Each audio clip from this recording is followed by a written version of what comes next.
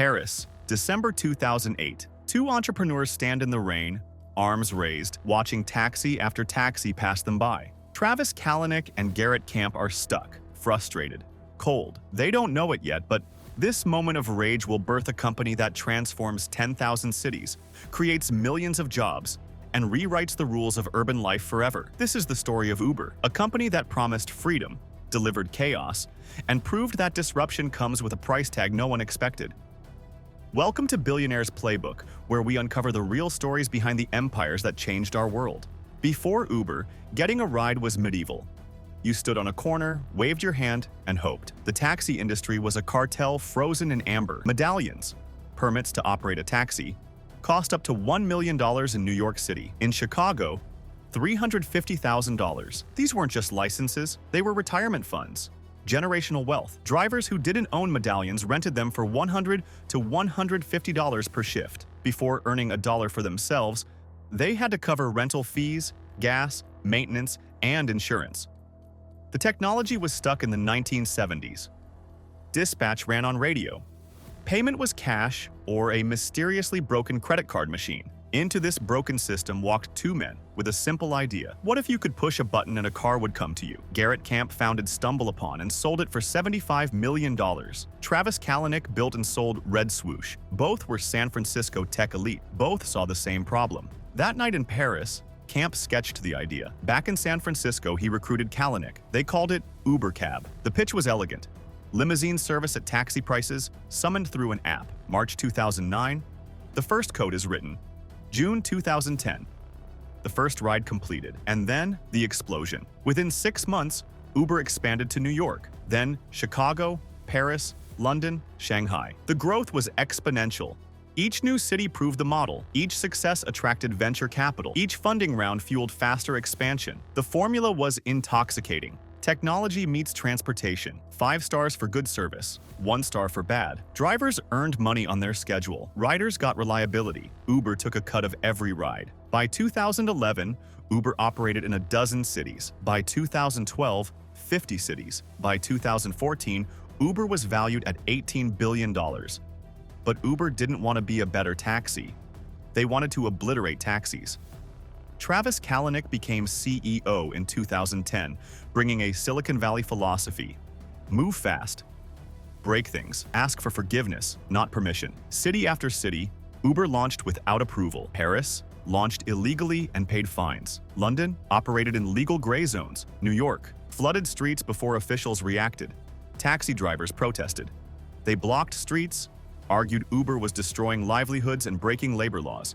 Kalanick didn't blink. His motto was principled confrontation. If a city banned Uber, launch anyway. If regulators demanded meetings, delay and deploy lobbyists. If competitors emerged, undercut prices until they died. And it worked. Lower prices. Accountable drivers. February 2017. Susan Fowler, a former engineer, publishes a blog post exposing Uber's toxic culture. Sexual harassment ignored.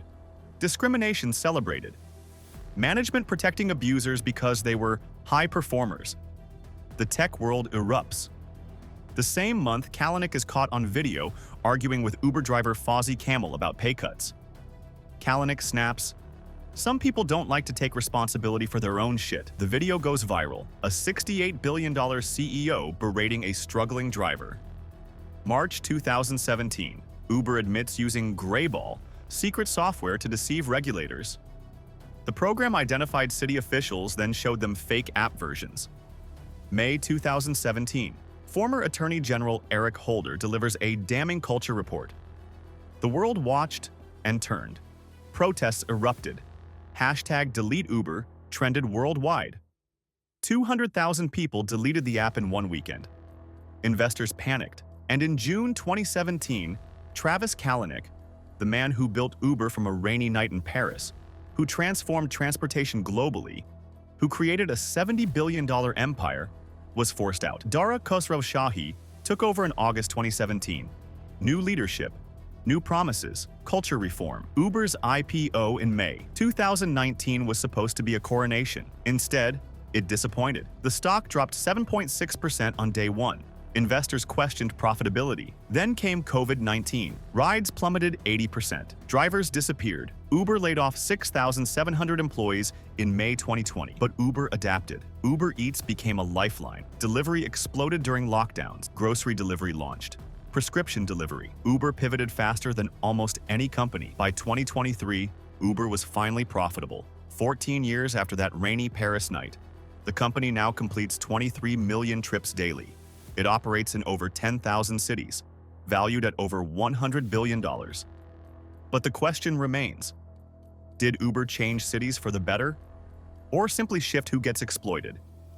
Here at Billionaire's Playbook, we study empires not to worship them, but to understand them.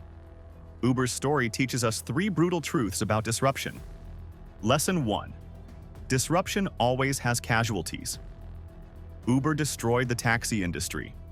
Medallion owners lost life savings. A medallion worth $1 million in 2013 was worth $200,000 by 2018. Some owners committed suicide. Taxi drivers lost livelihoods. Yes, the old system was broken, but breaking it didn't mean everyone landed softly. Lesson 2. Growth at all costs. Costs everything. Uber prioritized expansion over ethics. They won cities but lost trust. They gained market share but bled talent. In the race to dominate, they forgot culture is currency. Travis Kalanick built Uber into a giant, but his leadership nearly killed it. Lesson 3. Technology is never neutral. An app doesn't just connect drivers and riders. It shapes labor markets. It influences city planning. It determines who thrives and who struggles. Uber proved innovation without responsibility is chaos with venture capital. Every technology embeds values. Uber chose efficiency over worker protection, speed over safety, growth over sustainability. Those choices had consequences. So, did Uber change cities forever? Absolutely. Ride-sharing is embedded in urban life. It changed how we think about car ownership. Public transit ridership declined. Parking requirements dropped. Urban planners now account for ride-sharing. It created income for millions. At its peak, Uber provided earnings to over 5 million drivers globally. For some, supplemental income. For others, a lifeline. For many, exploitation dressed as opportunity. It made cities more accessible. People with disabilities found new mobility. Late-night workers got home safely. Suburban areas gained connectivity, but it exposed the gig economy's dark side. It revealed how innovation outpaces regulation. It showed disruption is often ignoring labor laws. And it reminded us technology companies aren't neutral platforms. They're powerful actors shaping society. Uber's story isn't over. The company invests in autonomous vehicles, air taxis, freight logistics. The next chapter is being written now. 2 men in the rain, 1 broken system, 1 big idea. They changed the world. They proved technology could transform industries overnight. They built an empire worth over $100 billion, but they also learned what every empire builder must face. You can move fast and break things, but you can't outrun consequences forever. This is Billionaire's Playbook.